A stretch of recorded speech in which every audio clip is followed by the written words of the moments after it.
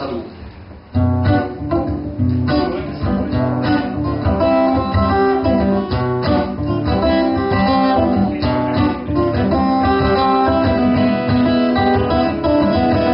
Beru tě za ruku a jdem spolu, sadem, ve větě na bubu vůbec rozpukuj jsou jako tvé tváře.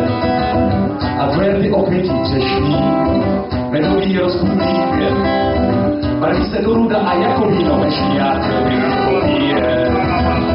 Já jsem jen za to myslím vážně a já nevím, co odpovědět bych ti měl.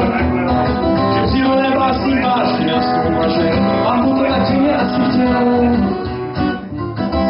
Že mám mu to tak chtěl.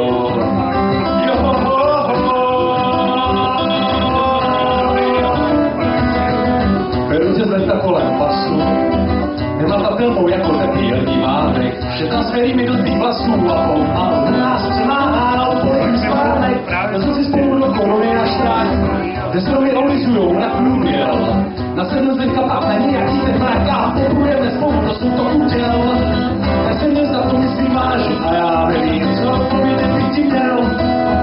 Že přírodné vlastní vážně a snů a že vám mu to tak zřejmě asi chtěl. Já jsem dnes na to myslím vážně a mám přírodnou odpověď ne.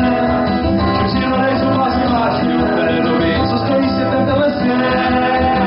Pojď se mnou do sadu, úplně dozadu, povím ti pádu, divoké růže.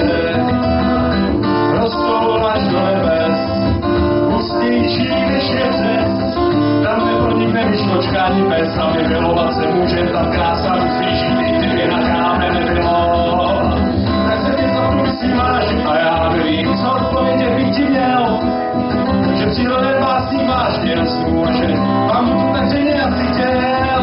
Tak se mě za to myslím vážně a já nemám přírodnou odpověď, ne.